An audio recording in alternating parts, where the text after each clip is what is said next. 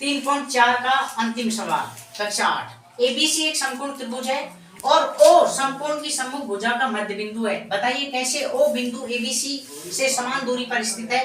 बिंदुओं से चिन्हित अतिरिक्त भुजाएं आपकी सहायता के लिए खींची गई हैं। ये जो डॉटेड लाइन है ना, ये सिर्फ और सिर्फ आपकी सहायता के लिए खींची गई है। आपको ये बताना है कि ये ओ कैसे इन तीनों बिंदुओं के ओ से ए की दूरी, ओ से बी की दूरी और ओ से सी की दूरी कैसे समान है, आपको ये बताना है। तो ध्यान दो बेटा, ये एक चतुर्भुज हो गया। कौन सा चतुर्भुज? समांतर चतुर्भुज कह सकते हो।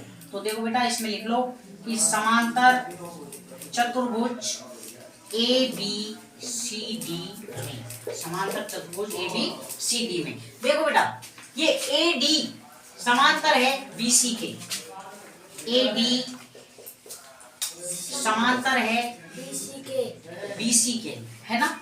और ए डी ए बी बराबर है सी डी के, तो ए बी बराबर है सी डी के। समझ गए आप? ये बात समझ आ गई? अब देखो बेटा, तो ये क्या हो गया, एक आयत हो गया। तो इसको लिख सकते हैं हम अतः यह एक आयत है। अतः यह एक क्या है? आयत है। अब देखो बेटा, आगे ध्यान दो। अब ये एक आयत है, हमें पता चल गया कि ये क्या है? एक आयत। तो हम लिख सकते हैं चूंकि आयत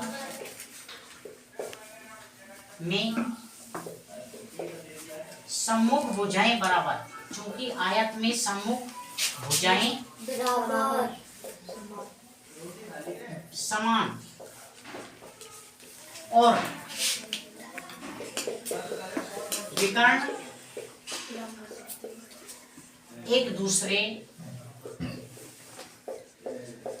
को बराबर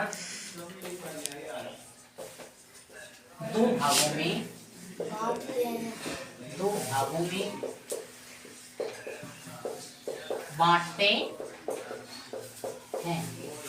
तो देखो बेटा, अब विकर्ण ले लो। जैसे ओ ए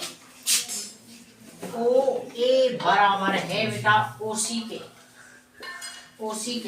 और बी ओ बराबर है